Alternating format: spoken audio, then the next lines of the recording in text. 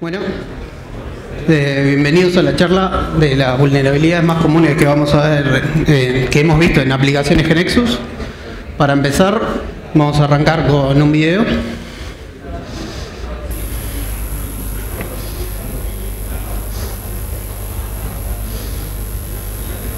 If you used Yahoo in 2014, your login information is likely in the hands of hackers. Yahoo reports that a security breach compromised the login information for at least 500 million users. Among the stolen information includes names, email addresses, telephone numbers, birthdays, and in some cases, unencrypted security questions and answers. If you have not changed your password since 2014, now would be a good time to do so. Yahoo is prompting affected accounts to change their passwords, and those old security questions and answers no longer will work to retrieve your account because they were part of the data breach. But even if you changed your password, you still have to worry about identity theft with birthday, phone number, and security answers out there. And it could also be used to access other accounts on other services. We want to start with a big story that's rocking the tech world, because it came out today that the internet giant Yahoo has had a widespread and serious data breach that could affect 500 million users. Now, Yahoo is planning to take immediate action to solve the breach as soon as they Google how to do that. Yahoo's users were relieved to hear that the company is vowing to take action, while Hillary Clinton was excited to hear that there's an email scandal that doesn't involve her. Bueno, como vemos, no solo Yahoo es una empresa a la que le encuentran brechas de seguridad, sino que puse Yahoo porque fue la última, la más reciente, y además con los 500.000 usuarios fue hasta ahora la más grande que se ha encontrado. Pero como vemos, hoy en día para los hackers no solamente las cuentas de crédito son lo más importante, sino que hoy en día lo que más paga en el mundo de los hackers es la información. Como vemos, está Anthem, que es una aseguradora de salud, está la campaña de Clinton y, por ejemplo, otro ejemplo, Sony Pictures. O sea, hoy en día a las aplicaciones que le apuntan los hackers no son solamente las financieras, sino que a unas cuantas. Todo esto, todas estas aplicaciones, por ejemplo, pueden parecer muy lejanas, pero, por ejemplo, vamos a otras, como son Mossack Fonseca. Todo el tema de los Panama Papers ya es una empresa latinoamericana y mucha gente de Uruguay y de toda Latinoamérica se vio incluida en esta brecha. Otra cosa, por ejemplo, la Jeep Cherokee, de la cual habló Gerardo Canedo el año pasado, que la Jeep Cherokee también en algunos países de Latinoamérica se distribuyó.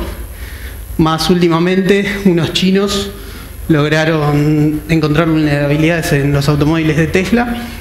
Y otro ejemplo de una brecha más cercana a Uruguay, en la eliminatoria pasada, cuando Uruguay le ganó a Perú y lo eliminó, unos hackers peruanos hicieron en una aplicación del Ministerio de Turismo y Deporte, hackearon una de las páginas poniendo esta imagen.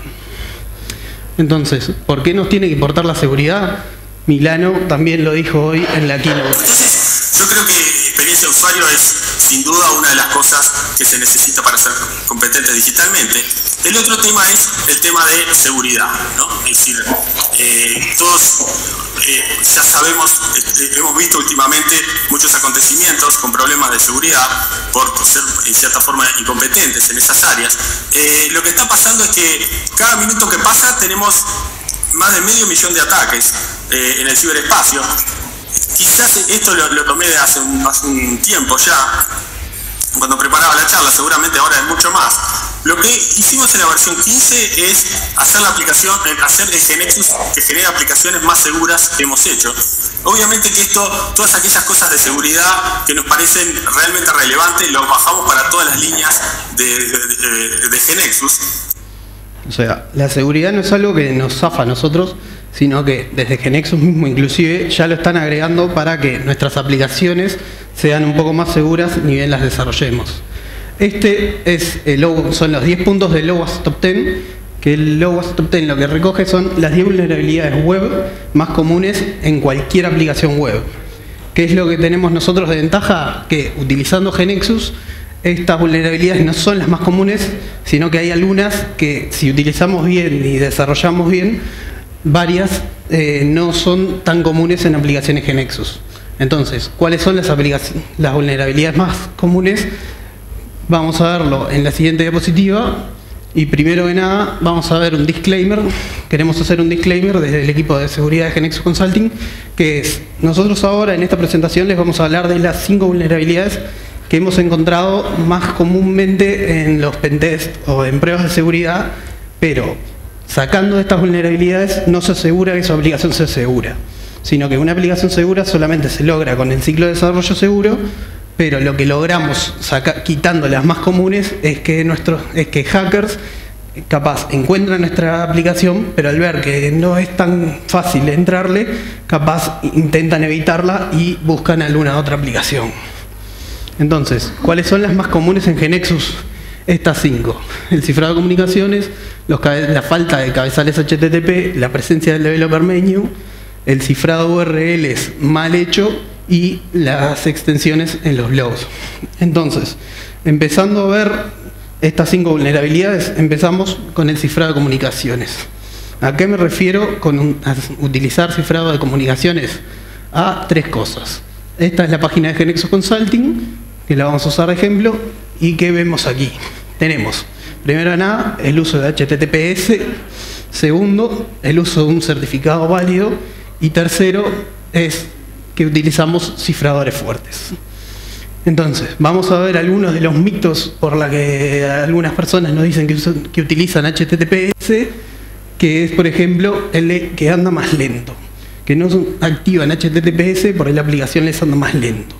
Hoy en día, gracias al poder computacional que tienen las computadoras, esto ya no es verdad, sino ya que el uso del HTTPS no se ve al ojo humano, sino que es lo mismo que lo utilicemos. Entonces, el siguiente es la cadena de confianza. El siguiente punto que tenemos es el cifrado de comunicaciones, que es, si yo voy al exterior y le presento a alguien mi pasaporte, en el pasaporte no solamente ahora está firmado digitalmente por el gobierno, sino que tiene mi dirección, de dónde soy, mi foto para que alguien me reconozca, además de que tiene una forma especial para decir que es el pasaporte de Uruguay. ¿Qué pasa si yo voy a un lugar de esos? Alguien agarra, ve mi pasaporte, ve mi nombre, ve mi foto, sabe cómo es el pasaporte de Uruguay y dice, bueno, sos vos. No es lo mismo que yo me presente a alguien con un carnet de Blockbuster, que como mucho tiene mi foto, tiene mi nombre, no tiene ninguna foto para que la persona vea realmente que yo soy esa persona. Entonces, siguiendo otro mito del cifrado de las comunicaciones, es que es caro. ¿Por qué no usan un certificado de la cadena de confianza como veíamos anteriormente? Porque es caro. Esto hoy en día ya tampoco ya es mentira, ya que hay algunas organizaciones como Let's Encrypt que tienen como objetivo que todo el tráfico de Internet esté cifrado. Esta organización libera certificados de manera gratuita y algunos navegadores ya lo están soportando, además de Java también, ya que, como vemos, algunas de las organizaciones que construyen los navegadores son algunas de las sponsors de esta organización. Entonces, el último punto del cifrado de las comunicaciones era los cifradores fuertes. Los cifradores fuertes son los algoritmos que se utilizan para cifrar las comunicaciones desde el browser hasta nuestro servidor. Acá les podría dejar la lista, pero simplemente serían los algoritmos, por lo cual no quedaría muy lindo, y lo que les digo es que utilicen esta herramienta de Qualys SSL Labs, que les dice, ingresando ustedes su URL del dominio, les dice si el certificado es válido, si el certificado si Qualys logra ver que el certificado es confiable, y aparte les dice todo el tema de los cifradores fuertes, si los que están utilizando son buenos, son los correctos, o si utilizan algún cifrador viejo. Sí, pasando al siguiente punto que vamos a ver, están los cabezales HTTP. El primero, que es el más sencillo, es el de HSTS o HTTP Strict Transport Security. Este cabezal es solamente es esta línea, que lo único que le dice al navegador es que nuestra aplicación solamente puede ser pedida mediante HTTPS. Esto, lo que hace esta línea en realidad, es decirle a los navegadores que recuerden que solamente pueden ser accedidos por HTTPS. Entonces, ¿qué es lo que pasa cuando nosotros luego intentamos hacer un pedido por HTTP? El navegador lee de la tabla de HSTS que tiene, y de manera interna, o sea, no llega a salir el pedido a ningún proxy, no llega a salir a ningún router, y de manera interna ya nos redirige a HTTPS. ¿Qué nos da la ventaja? Otra vez, utilizar HTTPS, alguien puede confiar en que no está siendo engañado y entrando a otra página. El siguiente cabezal,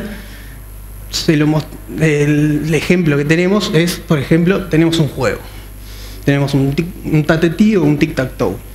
¿Qué es lo que sucede a veces en algunos ataques? Hay cierto tipo de ataques que detrás de juegos o cosas en los que la gente hace clics, esconde páginas. ¿Cómo lo hace? Mediante un iframe y con alguna propiedad HTML.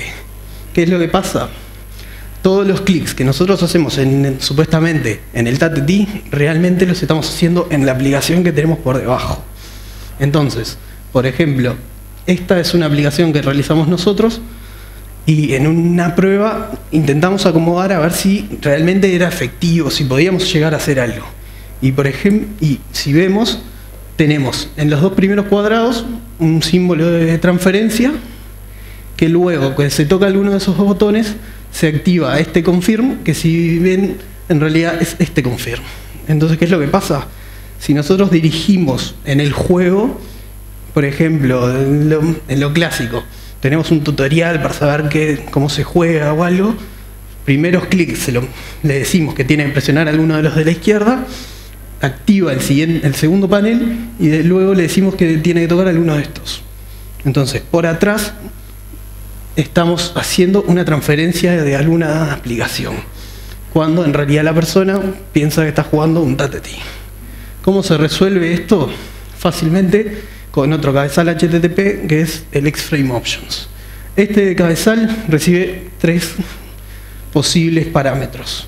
Deny, en el que no permitimos que nuestra página sea metida dentro de un iframe en ninguna página. Same Origin, en la que solamente puede estar metido dentro de un iframe de una página de nuestro servidor. Y Allow from URI, que este último cabezal, que esta última opción, en URI le indicamos la página dentro de la cual puede estar metido nuestra aplicación. ¿Qué es lo que pasa cuando alguien intenta meter nuestra aplicación y no cumple con alguna de estas opciones? Bueno, le sale un mensaje de error en el navegador, o a veces, si justo estaba en un iframe escondido o algo, se puede ver en la consola del navegador que no está permitido ingresar a esta página en ese lugar. El tercer punto que vamos a ver es el developer menu, que como explica muy bien en la wiki, este elemento es un elemento que en realidad sirve para prototipado. No debería nunca llegar a producción. ¿Esto por qué? Porque, por ejemplo, tenemos todas las transacciones. Esto ya nos permite saber cómo es la estructura del sistema por adentro. Muchas veces también nos permite encontrar algún webpanel 1, algún webpanel de test que pasó todos los lugares y llegó a producción, que no tiene seguridad, que no tiene ningún control sobre nada. Entonces, ¿cómo se puede arreglar esto? Es el más fácil, borrando el developer menu de los sitios de producción, preproducción o en donde lo encontremos. Si no, la otra solución que también sirve es asegurándonos que todos los objetos de nuestra KB siempre tengan algún tipo de autenticación o autorización, que como bien explicaron en las siguientes charlas, lo más fácil y lo que recomendamos nosotros es utilizar el GAM, ya que podemos ponerle que todo lo que creamos por defecto utilice autenticación y de ahí en adelante todo lo que creamos tiene autenticación por lo menos. El siguiente problema es el cifrado de las URLs. Por si no sabían, todo el código de las clases estándares que generan GNexus se encuentran en Assembler públicas. ¿Qué encontramos en una de estas clases? Por ejemplo, estas son las dos líneas de Java que dicen cuáles son las claves por defecto mediante las cuales se cifran las URLs. Entonces, ¿cuál es el problema de esto? Que si alguien llegó el sistema a producción con las claves por defecto, yo, usando estas claves, puedo descifrar los parámetros y empezar a jugar con los parámetros, que puede llegar a traer varias vulnerabilidades. Y la solución está explicada en dos stacks, una para Java y otra por .NET, que ahí explica muy bien qué clases se deben crear, qué parámetros se deben utilizar. Para terminar, la última vulnerabilidad que encontramos mucho es la de extensiones en blob. Esto pasa muchas veces cuando utilizamos, por ejemplo, una foto de un empleado. ¿Qué pasa? En vez de una foto ponemos que es un blog. O, por ejemplo, si tenemos que subir algún tipo de documento para algo. ¿Cuál es el problema de esto? Por ejemplo, ¿qué pasa si en Java subimos un JSP o en .NET subimos una SPX? El sistema, cuando renderice la página que contiene estos archivos, el servidor no sabe que esta no es una página del sistema, que debería ser la imagen que subimos o el documento de cierto tipo que subimos. Entonces va a ejecutar el código dentro de la por ejemplo, de la Java Server Page o de la SPX. Entonces, ¿qué es lo que logramos? Subiendo un archivo que debería ser una foto, pues logramos ejecutar líneas de consola, o borrar algo, conectarnos a una base de datos mediante una página. ¿Y cuál es el arreglo de esto? Por ejemplo, si lo tenemos en una transacción, simplemente dos líneas. O sea, ninguna de estas vulnerabilidades es muy complicada de arreglar. Con dos líneas diciendo que la extensión, por ejemplo, debería estar dentro de un formato que nosotros definimos, que esto siempre lo que recomendamos nosotros es definirlo por lista blanca. ¿Qué significa esto? Nosotros si queremos permitir que alguien suba una imagen, una foto, bueno, decir que solamente permitimos JPG, un GIF o un PNG. No decir, si usamos Java, no permitir JSP, o si usamos .NET, no permitir algo o SPX.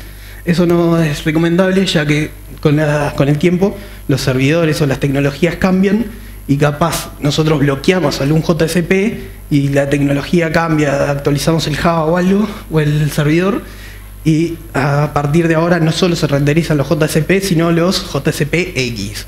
Ahí entonces vamos a tener de vuelta el mismo problema, que sin embargo si nosotros solamente habíamos permitido JPG o GIF, si nosotros queremos luego agregar PNG, lo único que tenemos que hacer es agregar en la lista esta PNG y vamos a llegar a permitirlo sin tener nunca la vulnerabilidad que podemos llegar a tener del otro tipo. Entonces, ya pasando a las conclusiones, estas son las 5 vulnerabilidades que hemos encontrado más. Todas son sencillas de arreglar y teniendo arregladas estas vulnerabilidades, capaz logramos un sistema un poco más seguro y que algún hacker no intente introducirse en nuestra aplicación, pero con solo esto no tenemos listo de aplicación, sino que les recomiendo que se queden a la siguiente charla, que es implementar un ciclo de desarrollo seguro, en la que se va a ver cómo hay que introducir temas de seguridad en cada una de las etapas de un ciclo de desarrollo, que con esto sí empezamos a lograr una aplicación más fuerte, o si no, también tenemos cómo utilizar GAM como un gestor de identidades corporativo, y en la última charla que vamos a tener en este bloque va a ser la de incorporar testing funcional, de incorporar test de seguridad al test funcional, que es en la etapa de test del ciclo de desarrollo seguro, que es lo que debería hacer un tester. Les dejo las referencias de Lowest Top 10, un documento que escribimos nosotros de qué es lo que GNexus evita ya de las características de Logos Top 10 y algunas de las charlas y algunas de las herramientas que les dejaba. Entonces, ¿alguien si tiene preguntas? ¿No? Si en vez de poner un campo blog, Sí. pongo un campo de texto, ¿tá? Y grabo en ese campo de texto el From 64 Sí. de la imagen, también es una vulnerabilidad. El explorador lo levanta también y puede llegar a levantar algún JSP. Lo que pasa que ahí sí, porque el navegador, en realidad la transformación del base 64 a la imagen va a ser ya en el servidor. Y luego, cuando el servidor quiera mandarle eso al navegador, ahí ya va a renderizar de vuelta. Una solución para las imágenes es, en vez de poner el blog, ponerle el campo. Poner la imagen. Sí. Gracias. ¿Una pregunta más? Bueno. Gracias.